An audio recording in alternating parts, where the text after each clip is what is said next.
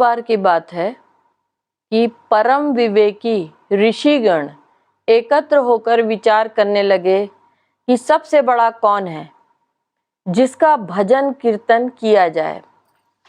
कुछ लोगों ने कहा कि पृथ्वी सबसे बड़ी है क्योंकि वह सारे विश्व को धारण की हुई है। दूसरे ने कहा उस पृथ्वी को शेष भगवान ने अपने फनों पर रजकण के समान धारण कर रखा है, अतः शेष उससे बड़े हैं। तीसरे ने कहा शेष को श्री शंकर ने अपने उर पर आभूषण की तरह धारण कर रखा है, अतः शंकर जी बड़े हैं। चौथे ने कहा शिव का निवास स्थान कैलाश पर्वत है और उसने समेत रावण ने शिव को अपनी भुजाओं पर उठा लिया। उस रावण को बाली ने जीत लिया। ऐसे पराक्रमी बालिका वध करने वाले भगवान श्री रामचंद्र जी सबसे बड़े हैं।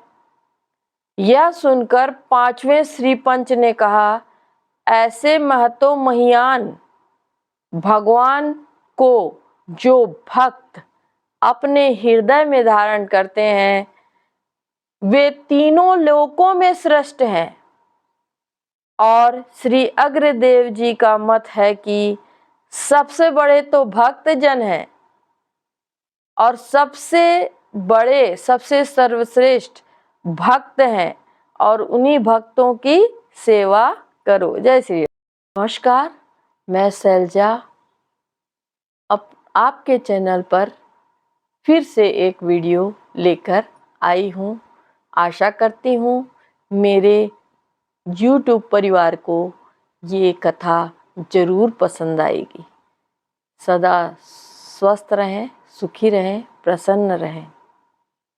संत भगवत दास अपने भजन साधना में बड़े ही चतुर थे और दूसरों की अधिकाधिक अभिलाषा की पूर्ति करने के लिए चिंतामणि के समान थे।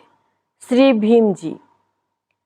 भीम जी ऐसे संत थे जिन्होंने अपने सुयश से सारे जगत को प्रकाशित किया। आप श्री राम जी की उपासना करते थे और आपका निवास स्थान जूनागढ़ के पास था। राम ते अधिक राम कर दासा की भव्य भावना से भावित होकर आप अत्यंत अनुराग पूर्वक संतों की सेवा करते थे। एक बार इनकी सेवा निष्ठा की परीक्षा करने के लिए स्वयं भगवान 5 संतों का वेश धारण कर इनके यहाँ पधारे। इन्होंने बड़ी ही प्यार से, बड़े ही प्रेम से सेवा शुश्रूषा की और फिर हाथ जोड़कर पूछा कि मैं आप लोगों का कौन सा प्रिय कार्य करूं। संत में से एक ने इनकी पत्नी मांगी, दो ने दोनों पुत्रियों को और अन्य दो ने दोनों पुत्रों को मांगा और इन्होंने सहर्ष ही संतों को पत्नी, पुत्री तथा पुत्र प्रदान कर दिए। संतों के चले जाने पर इनको बड़ा संतोष हुआ कि मेरे पूरे कुटुंब को संतों ने स्वीकार कर लिया।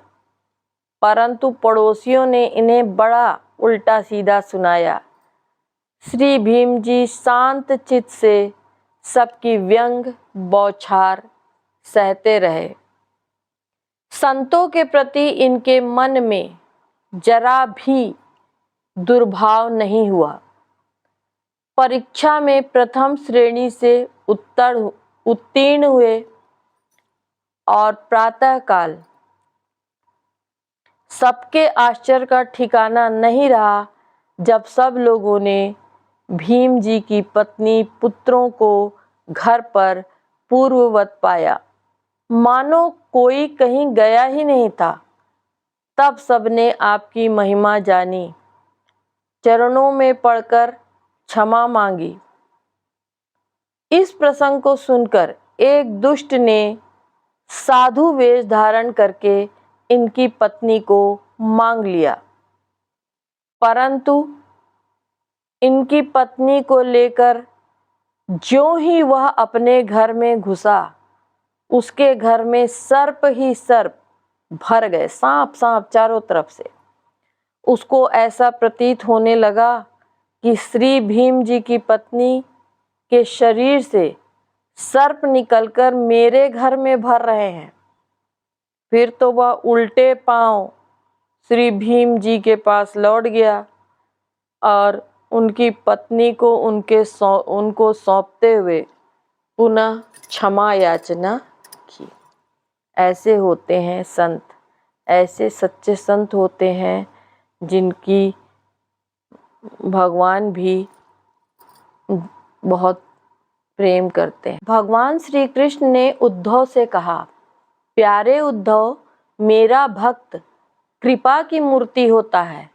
वह किसी भी प्राणी से वैर भाव नहीं रखता और घोर से घोर दुख भी प्रसन्नता पूर्वक सहता है।